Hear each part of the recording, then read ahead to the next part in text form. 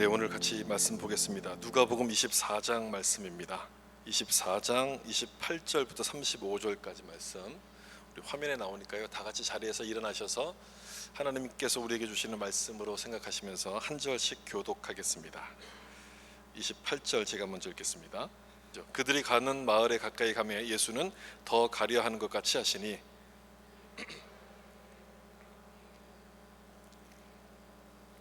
날이 이미 깊어나이다 하니 이에 그들과 함께 유하라. 그들과 함께 음식 잡수실 때에 떡을 가지사 축사하시고 떼어 그들에게 주시니 눈이 밝아져 그인 줄 알아보던 예수는 그들에게 보이지 아니하시는지라. 그들이 서로 말하되 길에서 우리에게 말씀하시고 우리에게 성경을 풀어주실 때에 우리 속에서 마음이 뜨겁지 아니하더냐 하고 돌아가 보니 11 제자 및 그들과 함께 한 자들이 말하기를 주께서 과연 살아나시고 시몬에게 보이셨다 하는지라. 두 사람도 길에서 된 일과 예수께서 알려진 것을 말하더라. 아멘. 우리 앉으실 때 말씀의 은혜 받으세요. 인사하면서 앉겠습니다. 말씀의 은혜 받으세요. 아멘. 오늘은 예수님의 부활을 기념하는 주일입니다. 부활의 기쁨과 소망이 여러분과 또 여러분 가정 가운데 충만하시기를 예수님의 이름으로 축복합니다. 부활절은 가장 기쁜 날이죠. 예수 믿는 사람들에게. 부활로 인해서 우리가 생각할 수 없었던 부활이라는 놀라운 길이 우리 앞에 열려 있기 때문에 우리는 부활절을 굉장히 기뻐합니다. 성경에서 가장 중요한 사건을 꼽으라면 두 가지를 꼽을 수 있습니다. 십자가이고 부활입니다. 십자가가 없이는 죄 사함을 받을 수가 없고 부활이 없이는 우리 가운데 영생이 없기 때문에 그렇죠. 십자가가 우리의 과거를 해결했다면 부활은 우리에게 미래를 열어주는 것입니다.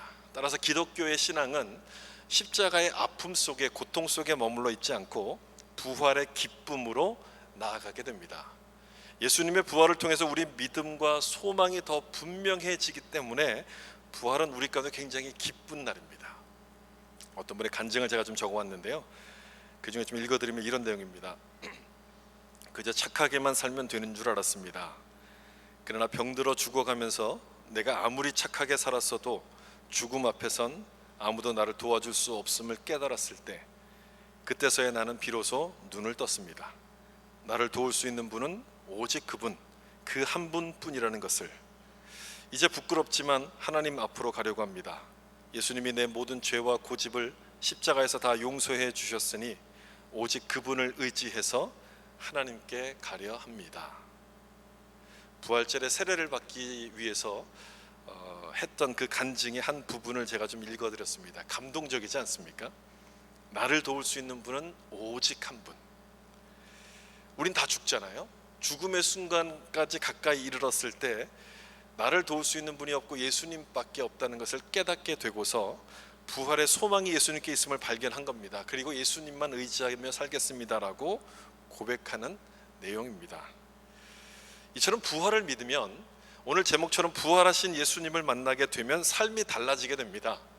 눈으로 보이는 것에만 집중하던 삶에서 보이지 않는 영원한 것에 소망을 두고 살게 되고 오직 그분을 의지하고 하나님께 가겠습니다라고 고백하는 삶으로 달라지게 되는데 오늘 부활절 예배를 드리는 우리 모두에게, 여러분 모두에게도 이런 은혜가 함께 하시길 바랍니다.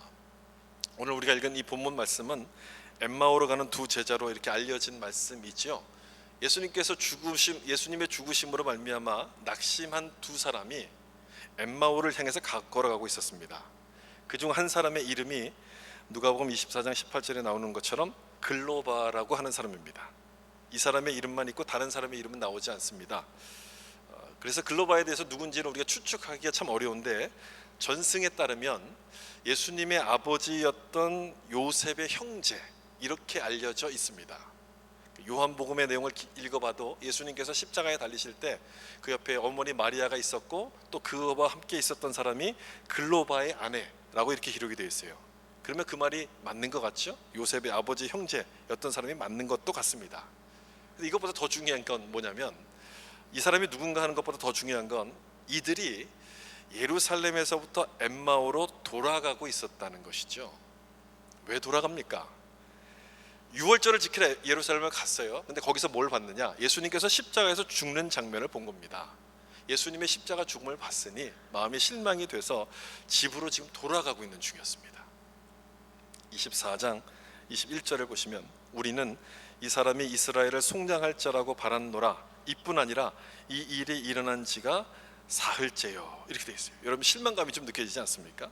속량하기를 바랬다. 예수님이 우리를 구원해 주시길 바랬는데 십자가에서 돌아가신 거예요. 그리고 사흘이 지난 겁니다. 사흘이 지났다는 얘기는 더 이상의 소망이 없다는 거죠. 그래서 실망한 채로 지금 엠마오로 돌아가고 있는 중이었습니다.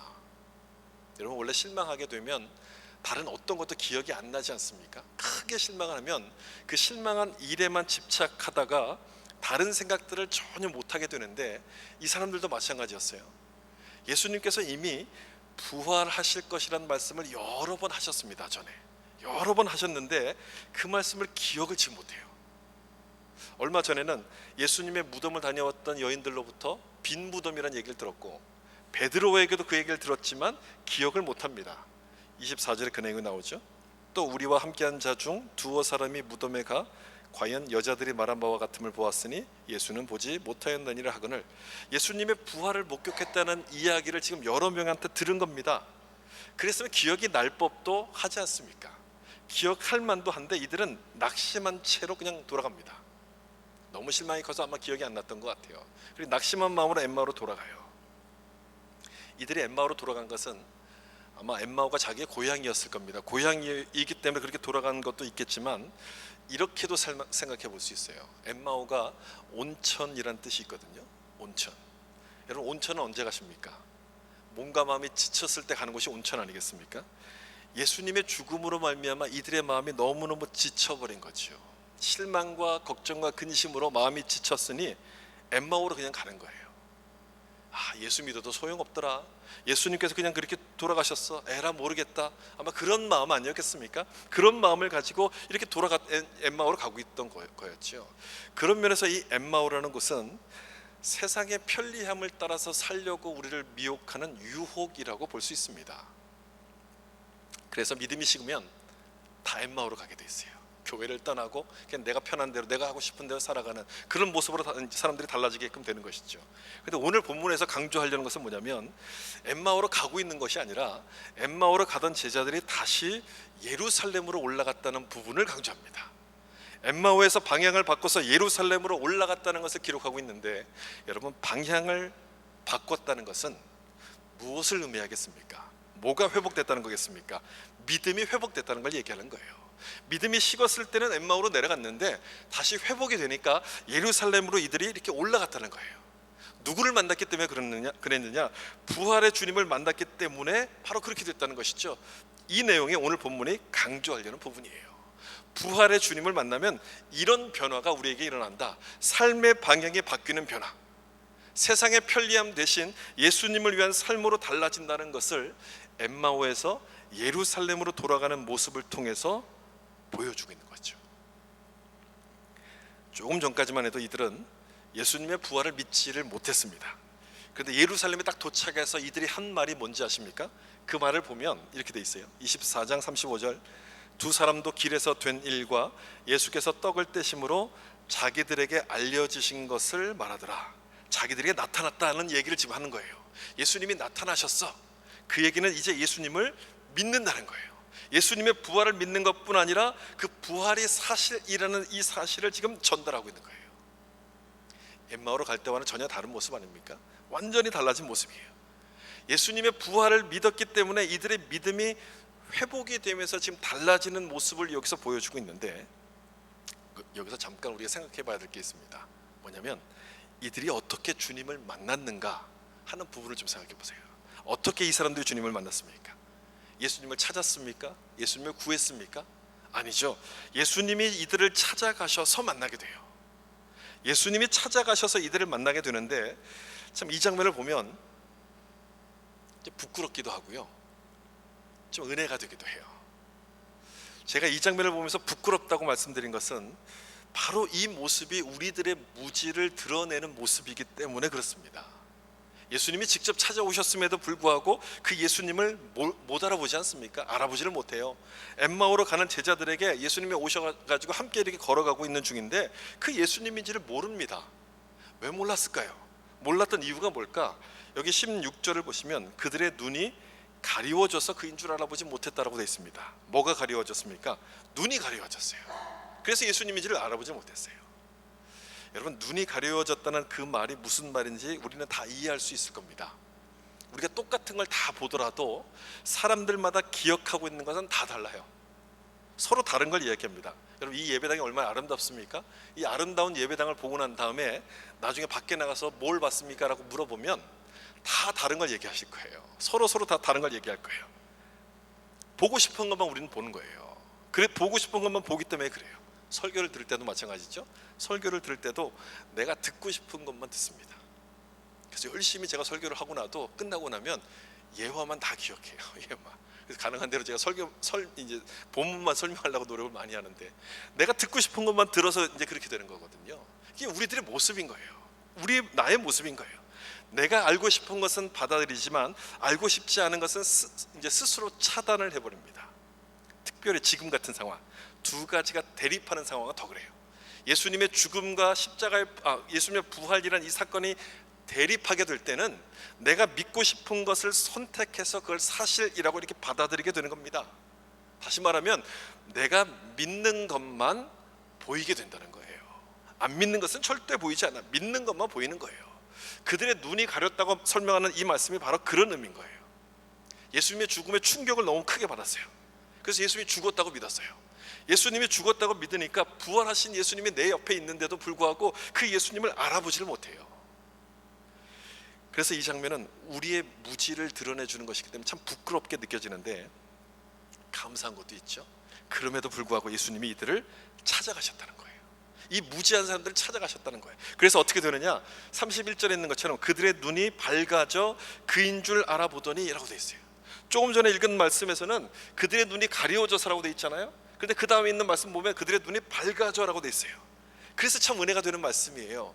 무지한 우리를 찾아오셔서 나의 닫힌 눈을 열어서 볼 수 있도록 주님께서 만들어 주시는 거예요. 여기 밝아져라고 되어 있는 이 단어는 수동태로 되어 있습니다. 내가 눈을 뜬 게 아니라 눈을 뜨도록 만들어 주셨다는 거예요. 근데 더 놀라운 게 있어요. 더 놀라운 게, 이 단어가 그냥 수동태가 아니고요, 과거 수동태로 기록이 되어 있다는 거죠. 영어하고 한글에서는 이런 표현이 잘 나타나지 않는데 헬라어에서는 그 표현이 정확하게 나타나거든요. 과거 수동태. 그 얘기는 무슨 얘기냐면 지금 눈을 뜨게 하신 것이 아니고요, 그 전부터 눈을 뜨도록 이미 만들어 주신 거예요. 이미 눈을 뜨게 만들어 주셨는데 그것을 언제 깨달았느냐? 지금 깨달았다는 거예요. 다시 말하면 이미 열어주셨는데 그 열어주셨다는 사실을 지금에서야 깨닫게 되었다는 그 말인 거예요. 다시 보세요. 여기 32절 보시면 그들이 서로 말하되 길에서 우리에게 말씀하시고 우리에게 성경을 풀어주실 때에 우리 속에서 마음이 뜨겁지 아니하더냐 하고, 길에서 성경을 풀어주실 때 이미 눈을 열어주셨다는 거예요. 마음이 뜨거웠다는 얘기는 눈을 열어주셨다는 얘기 아닙니까? 근데 그것을 나중에 돌이켜 보니까 그때서야 깨닫게 되었다 이거예요. 이미 열어주셨다는 사실을 이제서야 깨닫게 되었다는 거죠. 참으로 은혜가 되는 말씀이잖아요. 참 은혜가 되는 말씀인데, 여러분 이 내용을 우리에게 한번 적용해 보세요. 여러분 자신에게 적용해 보세요. 왜 우리가 낙심을 합니까? 여러분, 낙심하는 이유가 뭡니까?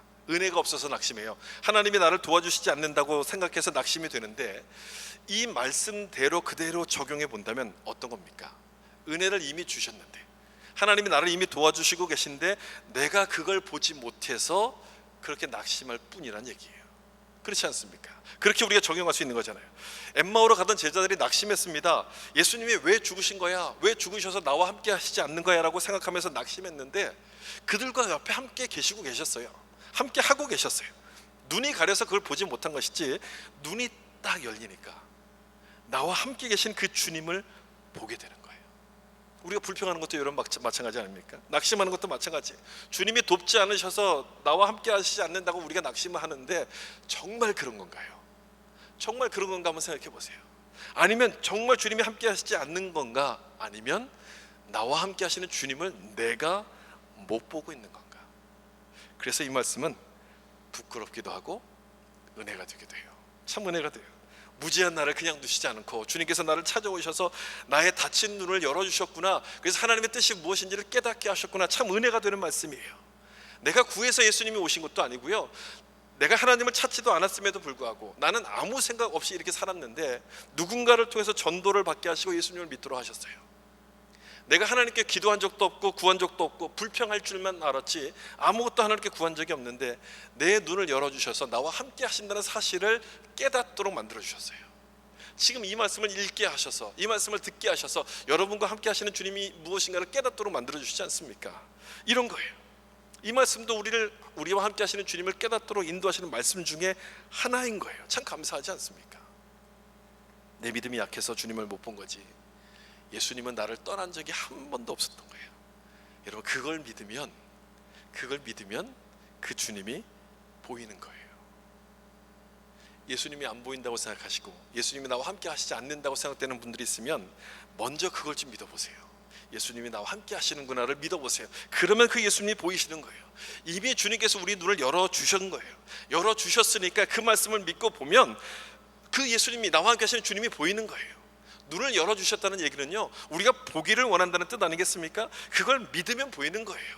예수님께서 부활하셨다는 얘기는 뭐냐면요, 숨어 계신 게 아니고 너 나를 절대로 못 찾을 거야 숨어 계신 것이 아니라 우리 가운데 이렇게 나타내기를 원하신다는 거예요. 보여지기를 원하신다는 거예요. 그 말씀을 믿으면 우리 눈이 열려서 보이기 시작하는 거예요. 그 예수님을 만나게 되면 엠마오로 가던 길에서부터 돌이켜서 예루살렘으로 삶의 방향이 달라집니다. 세상의 편안함을 상징하는 그 엠마오가 아니라 주님의 사명이 있는 예루살렘으로 가면서 부활을 증거하는 삶을 살게 되는 거예요. 예수님이 부활하신 것은 바로 그것 때문 아니겠습니까? 우리를 만나 주시려고, 우리 삶의 방향을 바꿔 주시려고, 내 힘으로는 할 수 없다는 것을 알고서 도와주시려고 이 부활의 주님이 우리를 찾아오신 거예요.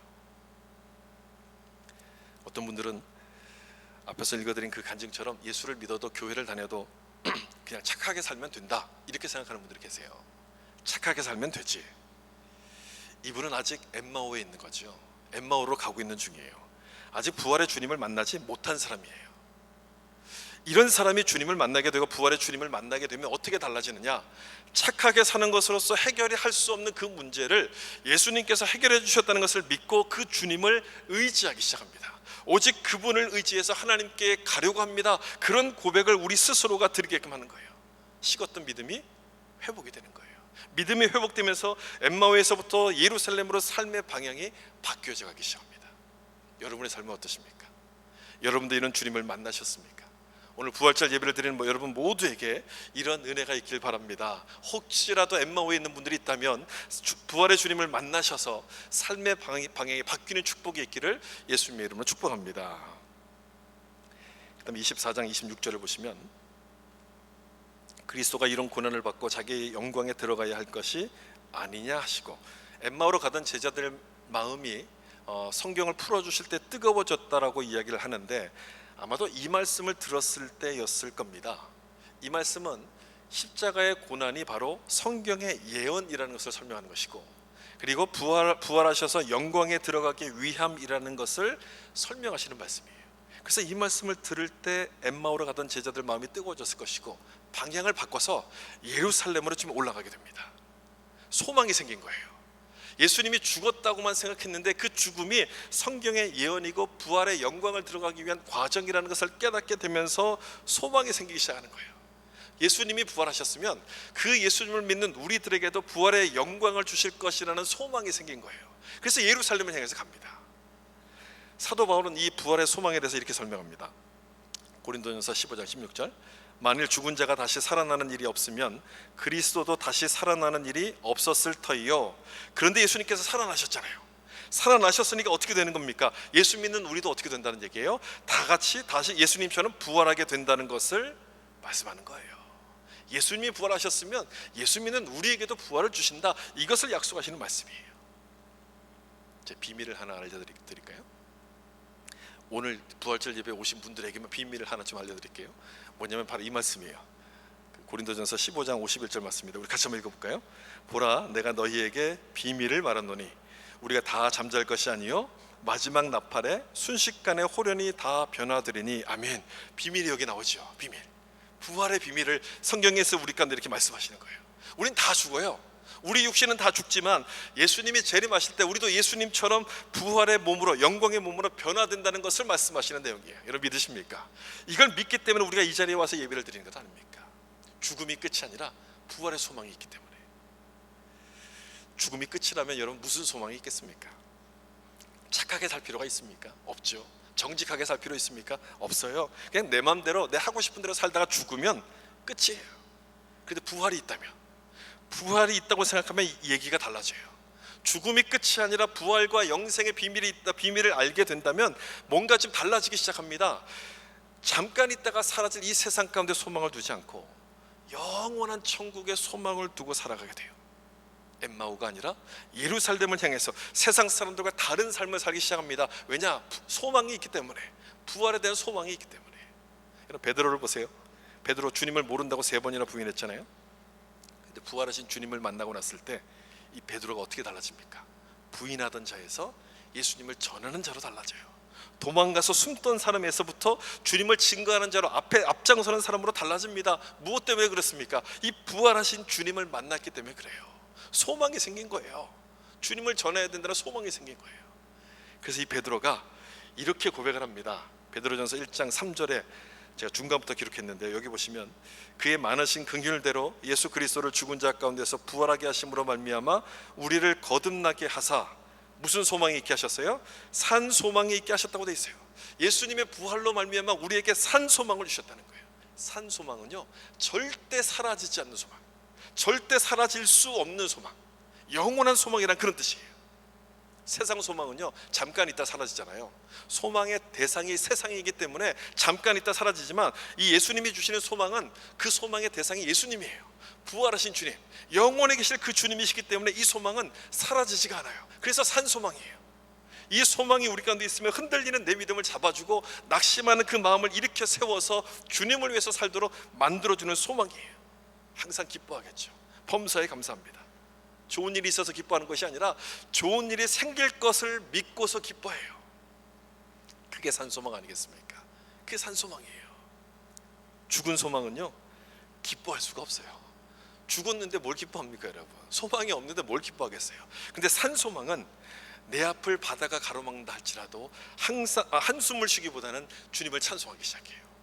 우리가 가장 예배 끝나고 마지막에 부르는 그 찬양 가사처럼, 내 앞에 바다가 갈라지지 않으면 주가 나로 바다 위 걷게 하리. 그걸 믿고 소망하기 때문에 어떤 상황에서도 기뻐하게 되는 거예요. 여러분도 그렇게 살고 계십니까? 여러분도 그런 모습으로 살고 계세요? 오늘 부활주일을 맞이하면서 여러분 꼭 확인하고 가셔야 될 게 있습니다. 확인하셔야 될 게 있어요. 그 뭐냐면요, 내 얼굴에 근심이 많은가 기쁨이 많은가, 이거를 꼭 확인하셨으면 좋겠어요. 거울을 보실 때 오늘도 주름이 여기 하나 들었네, 저기 하나 들었네, 이렇게 확인하지 마시고요, 한숨이 많은가 감사가 많은가를 확인하셔야 돼요. 늘 즐겁고 늘 기쁘게 사는가를 여러분 확인해 보셔야 된다는 거예요. 목사님, 좋은 일이 있어야지 기쁘죠, 기쁠 일이 있어야지 기뻐하겠죠. 그게 아닌 거죠 여러분. 예수를 믿는 사람은요, 기뻐할 게 없어도 기뻐하는 겁니다. 부활에 대한 소망을 가진 사람이기 때문에 그렇다는 거예요. 그래서 무슨 얘기를 듣냐면, 저 사람 좋은 일 있나 봐, 맨날 행복해, 맨날 행복해, 이런 소리를 들으셔야 돼요. 매일 행복해, 이런 소리를 들으셔야지. 예수 믿는다는데 왜 저렇게 매일 어두워, 매일 걱정이 많어, 이런 소리를 들으시면 여러분 절대 안 됩니다. 우리 눈은 보고 싶은 것만 보기 때문에, 제가 앞에서도 말씀드린 것처럼 눈으로만 보면요 한숨만 나옵니다. 좋은 게 안 보이잖아요. 좋은 게 안 보이니까 소망이 없는 거예요. 그리고 본다고 해서 그 보는 것이 다 보이는 것도 아니에요 여러분. 그래서 절대 보는 것을 믿으면 안 돼요 여러분. 내가 보는 게 사실이라고 믿으시면 안 돼요. 여기 보이는 물건, 밝으니까 이 물건들이 다 보이지 않습니까? 근데 이 빛이 없고 깜깜하다고 생각해 보세요. 이 물건들이 하나도 안 보여요. 그럼 이 물건들이 있는 겁니까 없는 겁니까? 내 눈에는 안 보이지만 이 물건들이 여기 있는 겁니까 없는 겁니까? 있는 거잖아요. 안 보이지만 있는 거예요. 있는데도 내가 못 보는 겁니다. 그러니까 보이는 것만 믿으면 소망이 없는 거예요. 아무 소망이 생기지 않아요. 엠마오로 가던 이 제자들은 주님을 보면서도 깨닫지 못하고 낙심했습니다. 그런데 눈이 딱 열리기 시작하니까 안 보이던 주님이 보이는 거예요. 주님이 없다고 생각했는데 거기 계신 거예요. 은혜를 안 주신다고 생각했는데 그 순간에도 은혜를 주고 계셨던 거예요. 그래서 부활의 주님을 만난 사람은요, 소망이 회복되는 거예요. 좋은 일이 있어서 기뻐하게 되는 것이 아니라 그냥 좋은 일이 없어도 항상 기뻐해요. 범사에 감사하는 삶을 삽니다. 산 소망으로 살기 시작해요. 세계관이 달라지는 거죠. 부활 소망을 가지고, 부활 신앙을 가지고 모든 것을 해석하기 때문에 세계관 자체가 달라져요. 여러분, 그런 나를 사람들이 보면 뭐라고 이야기하겠습니까? 좋은 일이 있나 봐요, 맨날 행복하세요, 이렇게 이야기하지 않겠습니까?